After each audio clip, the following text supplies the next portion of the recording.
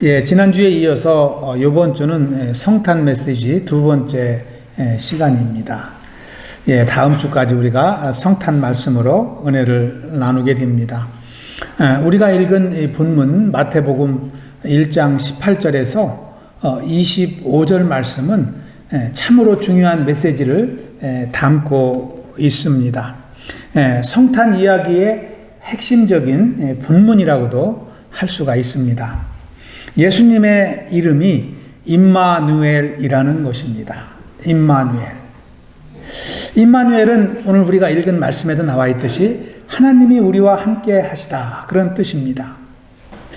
여러분, 이 말씀 임마누엘 이 한마디만 들어도요 얼마나 우리 가슴이 뜨거워집니까? 하나님이 우리와 함께 하신다는 것이 얼마나 우리에게 큰 은혜일까요? 우리는 이 마태복음 이 말씀을 통해서 하나님이 왜 우리와 함께 하셨는가? 지극히 높으신 하나님께서 왜 우리와 함께 하셨는가? 또 어떻게 함께 하셨나? 그것이 오늘을 사는 우리의 삶 가운데 어떤 의미가 있는가? 그런 것들을 오늘 말씀을 통해서 우리가 생각해 볼 수 있습니다. 오늘 말씀을 통해서 2025년 성탄이 참 우리가 매년 성탄을 맞지만 어느 해보다도 더 뜻깊고 또 어느 해보다도 하나님의 은혜가 우리 안에 다가오고 그래서 잊지 못할 진짜 2025년 성탄하면은 내 인생 가운데 잊지 못하는 그런 성탄절이 되시길 축원합니다. 먼저 임마누엘의 배경을 살펴보겠습니다. 18절, 19절을 보시면은요, 임마누엘의 배경을 설명하고 있습니다. 임마누엘은요, 한 인간의 절망으로부터 시작됩니다. 여러분 18, 19절을 다시 한번 읽어볼까요? 시작. 예수 그리스도의 나심은 이러하니라. 그의 어머니 마리아가 요셉과 약혼하고 동거하기 전에 성령으로 잉태된 것이 나타났더니 19절 그의 남편 요셉은 의로운 사람이라 그를 드러내지 아니하고 가만히 끊고자 하여. 여러분 매년 성탄절이 오면은요 참 이 캐롤송이 막 울려 퍼집니다. 거리에. 우리 카프라스코브는 소도시이기 때문에 좀 작지만 달라스만 해도요 참 이 중심에 가면은 번쩍번쩍하고요 빌딩마다 막 라이트를 달아놓고 아주 환하게 불을 밝히고 있습니다. 그리고 거리마다 이 캐롤송이 울려 퍼지지 않는 곳이 없어요. 라디오를 들어도 막 이 성탄 찬양이 나오고요. 이 성탄절 하면은 이렇게 기쁘고 밝고 이런 것만 생각합니다. 그런데요, 실질적으로 오늘 말씀을 보면은 이 임마누엘의 배경은 우리 이 말씀에 나오는 요셉의 절망과 낙심으로부터 시작되었음을 우리는 쉽게 알 수가 있습니다. 요셉은요, 마리아와 약혼을 한 사이라고 설명을 합니다. 처녀 마리아와 약혼한 약혼자였습니다. 그 당시 약혼은요, 법적으로 효력을 발휘합니다. 유대 사이의 법은 약혼만 해도요, 결혼과 동등한 법적 효력을 갖습니다. 그래서 만약에 서로에게 또 법적으로 어긋난 일을 했으면 법의 처벌을 받는 것이 약혼이었습니다. 그런데 오늘 말씀에 보면은 약혼 여인 마리아가 잉태하였다는 거예요. 임신했다는 것이에요. 여러분 신랑된 약혼자인 이 요셉에게는 얼마나 절망스러운 소식입니까? 이보다 큰 낙심은 없습니다. 요셉은 깜짝 놀랐을 거예요.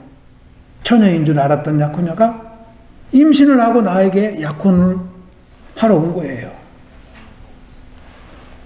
그런데 19절에 보니까 요셉은 의로운 사람이다 이렇게 이야기를 합니다. 그래서 드러내지 않으려고 한다.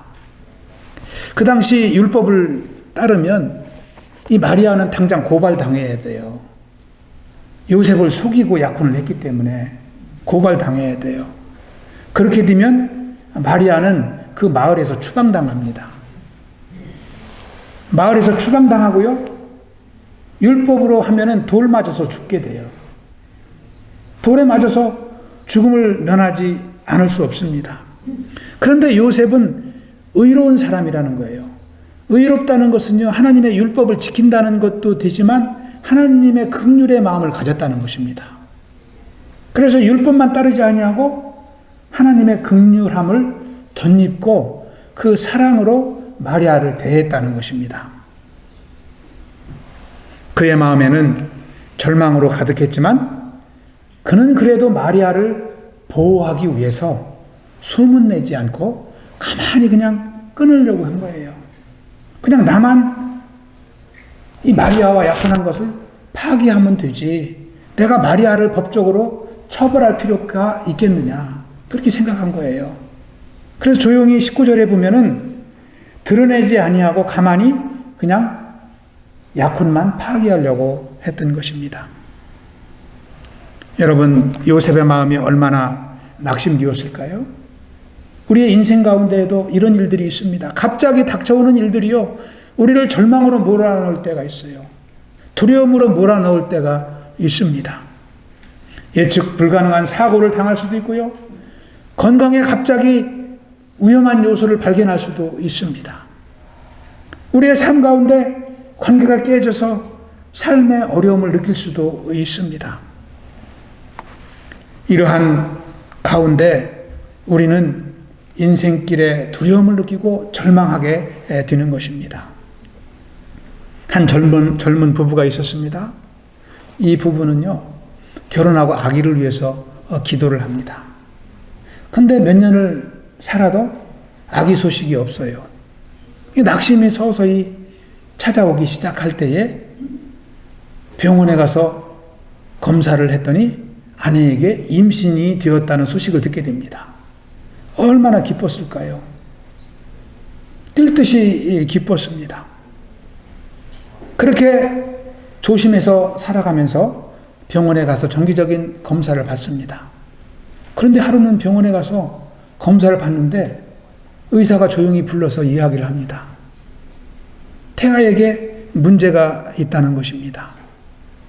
심각한 유전적 질환이 발견되었다는 거예요.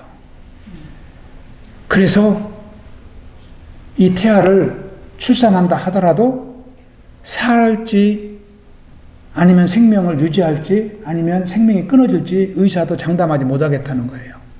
만약에 산다 하더라도 정상적인 건강한 태아로 자라날 수 없다는 거예요. 심각한 질병과 장애를 안고 살아갈 수밖에 없다는 그 소식을 듣게 됩니다. 그래서 그 의사는 인공 중절을 권하게 되고 그 낙심한 절망 가운데 돌아오게 됩니다. 믿음으로 산 부부였지만은요, 그 순간 하나님을 의지하기가 너무나 힘들었습니다. 그래서 하나님을 원망하고 왜 우리에게 이런 일이 있는지 참 애원하게 됩니다. 여러분, 모든 인생이 다 그렇습니다. 막다른 골목에 들었을 때가 있습니다. 하나님도 의지하지 못하고 자기 자신도 그러한 상황을 어떻게 해결할 수 없는 환경에 이를 수가 있다는 것입니다.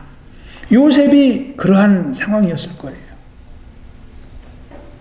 그런데 이러한 인간의 깊은 절망 속에서 하나님은 일하신다는 것입니다. 임마누엘의 배경은, 임마누엘은 한 남자의 절망으로 시작했지만 그 절망 속에서 하나님은 주권적으로 일하시는 거예요. 그래서 임마누엘은 하나님의 주권에 의해서 이제 우리 가운데 이루어진 줄 믿습니다. 여러분, 요셉이 고뇌하던 바로 그 순간에 하나님의 사자가 꿈속에서 요셉에게 나타납니다. 그리고 소명의 메시지를 요셉에게 전해주게 됩니다. 그것은 낙심한 요셉에게 하나님의 주권적인 개입을 들려주는 것이었습니다.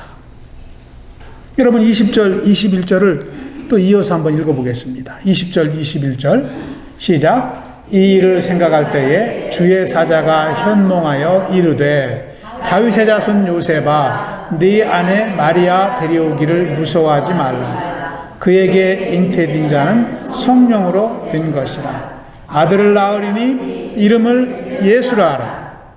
그가 자기 백성을 그들의 죄에서 구원할 자이심이라 하니라. 아멘. 할렐루야. 절망하고 낙심한 요셉에게요, 이런 good 뉴스가 꿈속에서 들려온 거예요. 여러분, 하나님은 이처럼 낙심한 우리 인생의 문제를 모른 척하지 않는다는 것을 우리는 이 말씀을 통해서 깨닫게 됩니다. 하나님께서 보내신 천사는 요셉에게 뭐라고 말씀합니까? 마리아의 잉태가 인간의 일이 아닌 누구의 역사라고요? 성령의 역사라는 거예요. 성령께서 아내들 마리아에게 아기를 잉태하게 하셨다는 거예요. 더구나 더욱더 확실한 것은 이 모든 것이 구약의 선지자 이사야의 예언대로 되었다는 거예요. 놀랍지 않습니까? 다시 말하면 이것이 사람이 만들어낸 것이 아니라 태초부터 하나님의 계획이셨다는 것입니다. 할렐루야. 이것을 요셉이 꿈속에서 들은 거예요. 하나님의 구원의 경륜을 말씀하고 있는 것입니다. 여러분, 계속해서 22절에 보면 이 모든 일이 된 것은 주께서 선지자로 하신 말씀을 이루려 하십니다. 23절도 우리 다시 한번 읽어보겠습니다. 시작. 보라, 처녀가 잉태하여 아들을 낳을 것이요 그 이름을 임마누엘이라 하리라 하셨으니 이를 번역한 즉 하나님이 우리와 함께 계시다 함이라. 아멘. 여러분, 이 말씀은요, 그냥 요셉의 마음을 위로하기 위한 그냥 위로의 단순한 메시지가 아닙니다. 이것은 구약의 시대부터 이어져 온 하나님의 구원의 경륜을 선포하는 말씀이기 때문입니다. 하나님은 이 구원의 계획을 통해서 인간의 죄 문제를 해결하길 원하셨습니다. 그리고 때가 되어서 하나님이 역사하신 것입니다. 이것이 모든 하나님의 계획이라는 것입니다. 여러분, 세계 제2차 대전 당시에 우리 목사님 중에서 귀한 분이 이제 하나님 품으로 떠난 일이 있습니다. 독일의 신학자였던 디트리히트 보니퍼입니다. 여러분, 많이 이름을 들어봤을 거예요. 젊은 나이에 하나님 품으로 떠난 주의 종입니다. 이분은요, 2차 세계대전 당시에 독일의 히틀러 정권에게 저항하다가 감옥에 갇히게 됩니다. 감옥에 갇혔어도 계속해서 기도하고 사도 바울이 그랬듯이 계속 편지를 써서 교회를 격려하고 성도들을 위로하는 사역을 하게 됩니다. 그는 전쟁의 포화 속에서 언제 죽을지도 모르는 운명에 처해 있었습니다. 그런데도 그는 계속해서 담대하게 주님을 의지하며 이제 감옥에서 사역을 한 것입니다. 그는 그 당시 뭐라고 고백합니까? 하나님은 인간의 한계 상황, 즉 인간이 더 이상 어떻게 할 수 없는 그 막다른 골목에서도 일하신다. 그런 고백을 합니다. 그는 지금 막다른 골목에 와 있습니다. 그런데도 하나님은 지금도 일하신다는 거예요. 감옥에 갇혔지만 하나님의 역사를 끊을 수는 없다는 것을 그 감옥 안에서 선포하는 것입니다. 여러분, 보니퍼가 감옥에서 나왔을까요? 아닙니다. 그는 감옥에서 처형됩니다. 감옥에서 나오지 못했습니다. 그러면 그에게 역사했던 하나님의 역사는 끝났을까요? 그렇지 않습니다. 살아있을 때보다도 더욱더 하나님은 크게 일하십니다.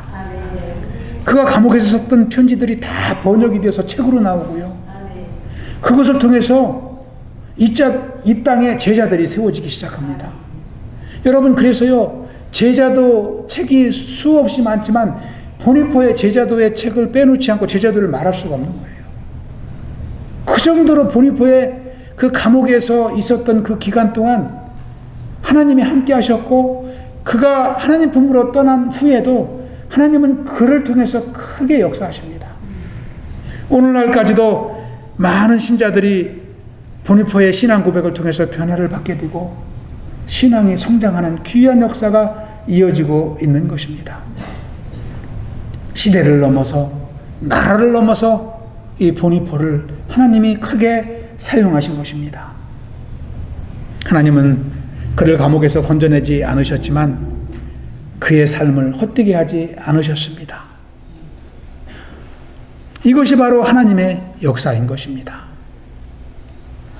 사람이 원하는 방식이 아닌 하나님은 하나님의 방법으로 역사하십니다.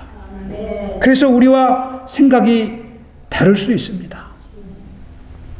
오늘 본문에 나오는 요셉의 삶도 그렇습니다. 마리아가 임신했다는 사실 앞에서 요셉은 막다른 골목에 서서 아무것도 할 수 없었을 것입니다. 무엇을 해야 할지 생각나지 않았습니다. 바로 그때 하나님이 요셉에게 천사를 보내신 것입니다. 그리고 하나님의 계획을 말씀해 주셨습니다. 여러분, 창세기에 나오는 또 다른 요셉이 있지요. 요셉의 삶도요, 창세기에 나오는 요셉의 삶도 그렇습니다. 형들에게 팔려간 그가 애굽의 노예로 무엇을 할 수 있겠어요? 타국에 가서 그가 무엇을 할 수 있겠습니까? 그런데 하나님이 그 절망 가운데 있는 요셉에게 역사하시니까요, 감옥에서도 일하시고 종으로 있을 때도 일하시고 노예로 있을 때도 일하시고요. 하나님의 역사는 너무나 놀랍게 참 이제 드러나는 것을 우리는 창세기를 통해서 확인할 수 있습니다. 사랑하는 성도 여러분, 오늘 말씀은 우리에게 이러한 중요한 사실을 말씀하고 있는 것입니다.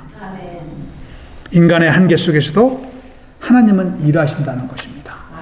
그래서 우리는 낙심하지 말고 하나님의 말씀을 붙잡아야 됩니다. 하나님의 섭리를 의지하며 기도해야 될 줄로 믿습니다. 우리가 보기에 모든 것이 끝난 순간에도, 그 순간에도 하나님은 일하시고 놀라운 역사를 우리에게 나타내시는 줄 믿습니다. 임마누엘은 바로 하나님께서 우리 인생에 직접 찾아오신 놀라운 사건입니다. 오늘 본문 23절은 임마누엘의 핵심 메시지를 너무도 분명하게 기록하고 있습니다. 임마누엘이라 하리라 하셨으니 이를 번역한 즉 하나님이 우리와 함께 계시다 함이라. 여러분의 삶 가운데 크고 작은 문제가 있지만 천지 우주 만물을 창조하신 하나님이 함께 하신다면 그 문제가 얼마나 큰 문제가 되겠습니까? 우리의 생명을 지키시는 하나님이 우리와 함께 하시는데 우리에게 닥친 그 문제가 얼마나 크게 느껴질까요? 하나님은 그렇게 우리와 함께 하신다는 것입니다. 하나님께서 아기 예수의 모습으로, 연약한 모습으로 이 땅에 오셨다는 것은 역사적인 사실입니다. 이것을 우리는 신학적 용어로 성육신이라고 합니다. 인카네이션이라고 합니다. 이와 같이 하나님은 지금도 멀리 계신 분이 아닙니다. 저와 여러분과 함께 하시고 우리의 삶 속에서 동행하시고 우리를 인도하시고 순종하는 대로 축복하시고 역사하시는 살아계신 하나님인 줄 믿습니다. 여러분, 영국에 유명한 기독교 변증가가 있습니다. 많은 분들이 알고 있어요. C.S. 루이스라고 합니다. 이분은 많은 책을 썼는데요. 이분이 쓴 책 중에 하나가 The Problem of Pain, 고통의 문제라는 책을 썼습니다. 이 고통에 대해서 신학적으로 설명하는 책입니다. 고통 가운데 하나님이 우리에게 어떻게 역사하시는가? 고통 가운데 하나님이 주시는 은혜를 어떻게 경험할 수 있는지에 대해서 이는 성경적 말씀을 배경으로 잘 설명을 하고 있습니다. 그리고 오른쪽에 있는 헤아려 본 슬픔이라는 이 책은요, 그가 아내를 잃고 나서 고통 가운데 하나님과 동행하며 느꼈던 은혜들을 기록한 책입니다. 근데 한마디로 요약을 한다면 하나님은 고통 가운데, 절망 가운데 더 역사하신다는 거예요. 여러분, 아내를 잃고 배우자를 잃고 얼마나 큰 상실감에 빠져 있었을까요? 가장 인간이 스트레스를 받을 때가 배우자가 먼저 떠났을 때라고 해요. 그때 가장 큰 상실감에 빠져 있을 때, 그런 그 고통 속에서 하나님을 찾은 거예요. 그래서 아무도 내 인생에 함께 할 수 없다라는 마음이 들고 두려움과 어려움이 닥쳐오지만 묵상하면 묵상할수록 하나님이 역사하신다는 것을 루이스는 깨달은 것입니다. 그리고 그것을 고백한 책이 바로 고통 중에 헤아려 본 슬픔이라는 것입니다. 여러분, 어려움 속에서 하나님을 경험하는 저와 여러분의 삶이 되시길 축원합니다. 여러분, 호스피스 병동에서 일하시는 분들의 이야기를 들어보면 그 암 환자라든지 또 이제 생명을 며칠 남겨두지 않은 사람들의 모습, 그들의 마음을 생생하게 알 수 있다고 합니다. 근데요, 그분들의 이야기를 들어보면은요, 임종을 앞둔 환자들이 가장 두려워하는 것이 죽음이 아니라는 거예요. 죽음보다 더 무서운 것이 외로움이래요. 외로움. 혼자 죽는 것이 그렇게 두렵다는 거예요. 혼자 죽는 것이. 그리고 혼자 남겨져 있다는 것이 그렇게 무섭다는 거예요. 여러분, 우리가 바쁜 세상을 살다가 언제 임종할 줄 알고 가족이 항상 붙어 있을까요? 나는 임종 시에 많은 사람들에게 둘러싸여서 하나님 품으로 떠난다는 보장이 없습니다. 극심한 외로움 속에 마지막 순간을 맞이할 수도 있어요. 여러분, 그런데 그러한 것이 내 인생인데 하나님이 나와 함께 하신다는 것을 생각해 보면 여러분, 이것이 은혜가 되지 않을 수 있을까요? 얼마나 큰 축복이고 은혜입니까? C.S. 루이스가 경험한 것이 그거예요. 아내는 떠나서 극심한 고통 가운데 있지만 하나님이 함께 하시니까 살만하다는 거죠. 은혜가 있더라는 거지요. 기쁨과 평안이 있더라는 거지요. 그래서 그 소망의 메시지를 책으로 적은 것입니다. 하나님은 그런 분이세요. 임마누엘의 하나님이세요. 요셉에게만 임마누엘 하신 것이 아니고요. 저와 여러분에게 임마누엘 하신 하나님이세요. 이렇게 살아가다가 쓸쓸하게 쓰러질 우리 인생길에 오신 임마누엘의 하나님이세요. 그 하나님이 2025년에도 우리와 함께 하시고요. 남은 인생 가운데도 함께 하실 분이신 줄 믿습니다. 하나님은 우리가 기도해도요, 우리의 질병을 금방 고쳐주지 않으실 때도 있어요. 우리가 물질적 어려움에 있어도 경제적인 문제를 금방 해결해 주지 않으실 수도 있어요. 그래서 고통받으며 살아가는 것이 인생입니다. 그런데 중요한 것은 그래도 하나님은 함께 하신다는 거죠. 문제가 해결되지 않았어도 하나님은 함께 하신다는 것을 오늘 말씀은 증거하고 있습니다. 주님은 약속하십니다. 여러분, 마태복음 마지막 절은 뭐라고 말씀해요? 마태복음 28장 20절에 보면은요, 볼지어다 내가 세상 끝날까지 너희와 항상 함께 있으리라. 이게 누구의 말씀이에요? 예수님의 말씀이잖아요. 부활하신 예수님의 말씀이에요. 이 말씀을 하시고 승천하시는 거예요. 내가 끝날까지, 세상 끝날까지 함께 하겠다는 거예요. 임마누엘 하시겠다는 것입니다. 이 하나님이 우리 인생의 가장 큰 소망이요 위로가 되시는 줄 믿습니다. 저와 여러분이 성탄을 바라보며 이제 일주일 남았습니다. 이 임마누엘 하신 하나님을 바라보며 어려운 가운데 있다 할지라도 절망되는 일이 있다 할지라도 그 속에서 역사하시는 하나님을 경험하는 축복의 성탄이 되시길 축원합니다. 마지막으로 24절, 25절에 보시면은요, 이 천사의 메시지를 들은 요셉의 반응이 나옵니다. 그렇게 꿈속에서 하나님이 함께 하신다는 말씀을 듣고 요셉은 결단합니다. 하나님의 말씀을 믿고 순종할 것을 결단합니다. 파혼하려고 했던 마음을 돌이키고 그 마리아를 아내로 맞이하는 것이죠. 24절, 25절 마지막으로 읽어보겠습니다. 시작. 요셉이 잠에서 깨어 일어나 주의 사자의 분부대로 행하여 그의 아내를 데려왔으나 아들을 낳기까지 동침하지 아니하더니 다음의 이름을 예수라 하니라. 아멘. 할렐루야. 이 말씀은요, 요셉의 믿음을 볼 수 있는 말씀입니다. 요셉의 믿음이 이 24절, 25절에 고스란히 담겨 있어요. 얼마나 그동안 간증하고, 얼마나 그동안 절망하고 두려워하고, 만약에 그냥 마리아하고 계속 결혼했다가는 사람들의 수군거리는 소리를 들을 수도 있었어요. 처음부터 임신한 여자와 결혼했다. 법적으로 잘못된 결혼이다. 얼마나 일평생 수군대는 소리를 들었을 거예요.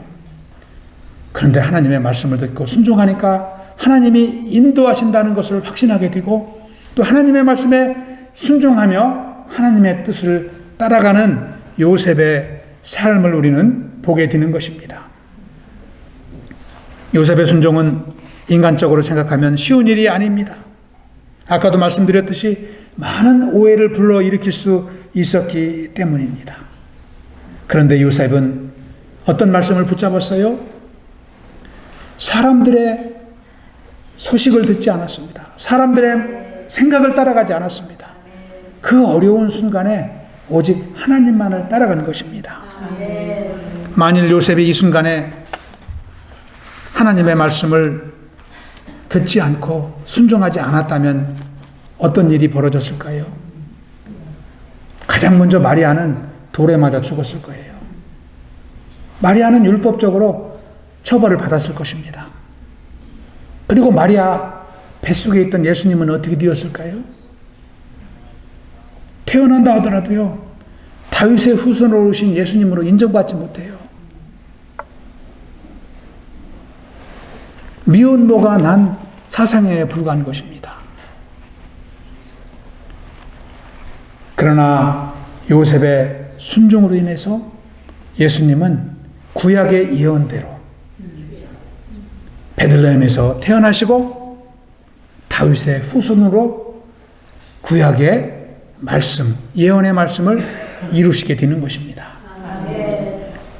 그리고 하나님의 역사가 구약의 예언대로 이루어지게 된 것입니다. 할렐루야. 여러분, 이것을 보면은요, 어려운 그 환경 가운데 한 사람 요셉의 순종이 얼마나 하나님의 역사에 귀하게 쓰임 받았는지 우리는 알 수 있는 것입니다. 여러분, 하나님은 이렇게 요셉과 같이 두려운 가운데서도 말씀을 붙잡는 한 인생을 통해서 하나님의 역사를 이루어 가십니다. 여러분, 순종은요, 언제든지 쉽지 않습니다. 여러분, 신앙생활 해보지만 기쁘게 순종할 때가 많습니까? 순종할 환경은 항상 힘들어요. 많은 사람들이 반대하는 가운데 나 혼자 따라가야 돼요. 순종의 환경은 다 그렇습니다. 좁은 길을 가야 되기 때문입니다. 요셉과 같습니다. 그런데 하나님은 그 영혼의 순종을 통해서 하나님의 나라를 이루어 가신다는 것입니다. 여러분, 성경에 나오는 순종한 인물들을 보면 다 그렇습니다.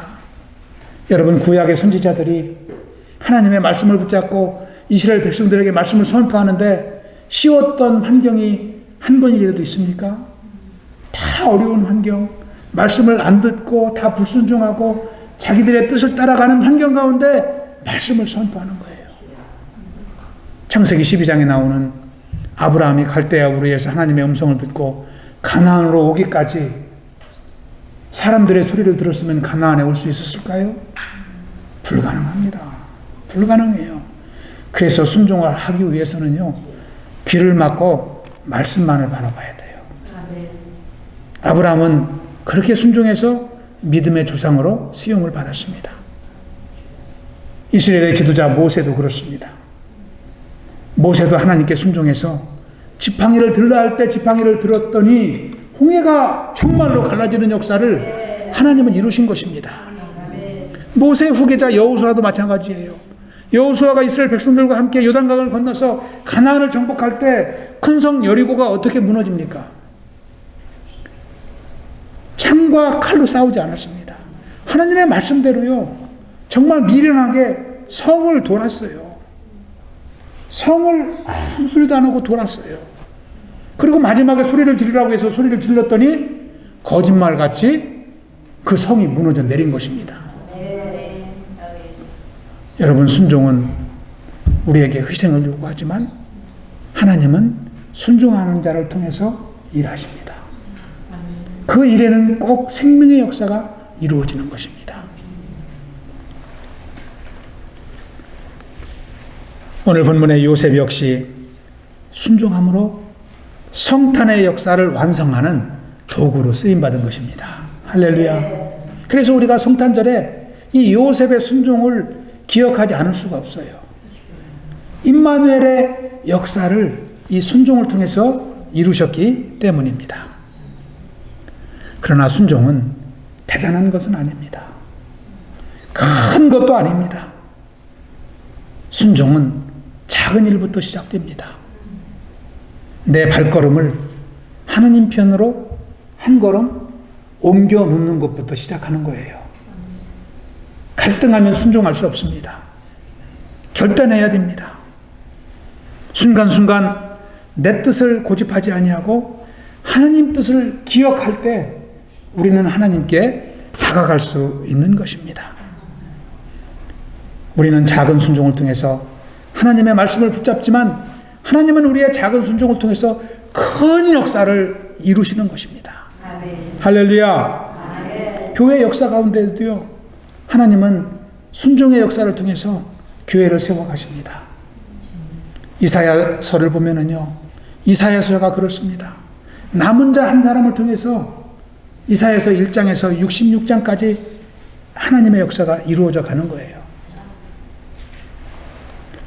오늘날 교회 역사 가운데도 하나님은 이렇게 하나님의 음성에 귀 기울이는 성도를 통해서 생명의 역사를 이루어 가십니다. 우리는 오늘 말씀을 통해서 임마누엘의 하나님, 곧 우리와 함께 하시는 하나님을 우리는 경험했습니다. 요셉의 인생에 갑자기 찾아온 일은 너무나 놀라운 일이었습니다. 당황스러운 일이었습니다. 그런데요, 하나님은 그 순간부터 일하기 시작하십니다. 천사를 통해서 일하시고 또 천사의 메시지를 들은 요셉을 통해서 일하셨습니다. 그리고 선지자가 예언한 그대로 하나님은 이 땅에 육신을 입고 내려오시게 된 것입니다. 한 시골 교회에 평생 말없이 교회를 지켜오신 한 집사님이 계십니다. 이분은 연세가 지긋하도록 늘 교회에 가장 먼저 교회에 가서 주일이면 교회에 가장 먼저 가요. 그래서 기도하고 또 성전에 뭐 청소할 일이 있으면 청소하고, 그리고 예배를 마치고도 친교를 마치고도 가장 나중에 집회를 가십니다. 가장 나중에 문단속도 하고요. 뭐 바르게 정리되지 않은 거 있으면 정리해놓고, 그리고 가장 마지막에 교회를 가셔요. 주일에 가장 많은 시간을 주님의 몸된 교회에서 시간을 보내는 거예요. 그런데요, 이 집사님은 특별히 뭐 담임 목사가 뭐 특별한 직책을 준 것도 없어요. 그런데도 그냥 자기가 일찍 와서 눈에 보이는 대로 하는 거예요. 자기 집에서 하듯이 흐트러진 거 바르게 하고. 성도님들이 그래요. 집사님은 그렇게 뭐 특별한 직분도 맡으신 것도 없는데 뭐 그렇게 열심히 하세요? 매주 그렇게 맨날 일찍 오세요. 집사님이 그러십니다. 사람들이요, 저는 알아주지 않아도 크게 관여하지 않습니다. 그래서 하는 것도 아니에요. 제가 은혜 받아서 하는 거예요. 저는 하나님만 저와 함께 하시면 저는 그것으로 만족합니다. 그 집사님이 일하시든 청소를 하든 뭐를 준비하든 하나님의 임재 가운데 일하시는 거예요.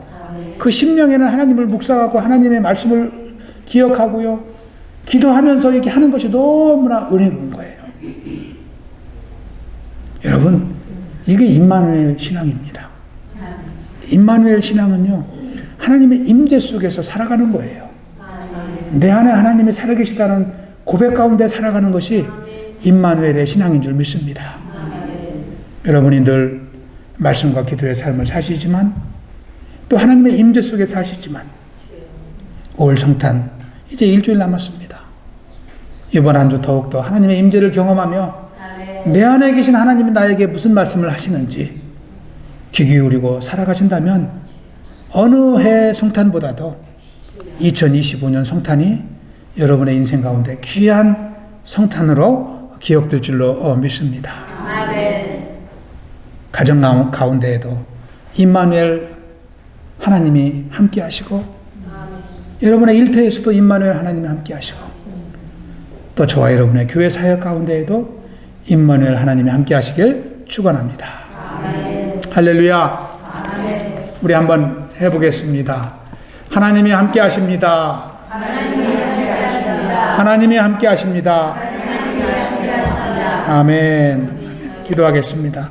아버지 하나님 감사합니다. 아버지 죄악된 세상 가운데 임마누엘 하신 주님을 찬양합니다. 또 어둠 속에 살던 제 인생 가운데 오신 주님을 찬양합니다. 아버지 삶 속에서 늘 말씀하여 주시고 또 동행하는 삶을 살아가도록 인도하여 주시옵소서. 세상에 소리를 듣지 않게 하시고 사람의 목소리에 귀 기울이지 않게 하시며 늘 말씀 붙잡고 살아가게 하시고 기도 가운데 승리의 삶을 살아갈 수 있도록 축복하여 주시옵소서.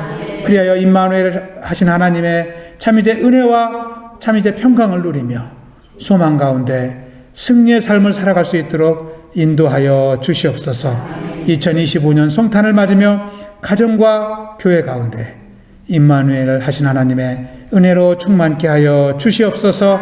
감사하오며 예수님 이름으로 기도하옵나이다. 아멘.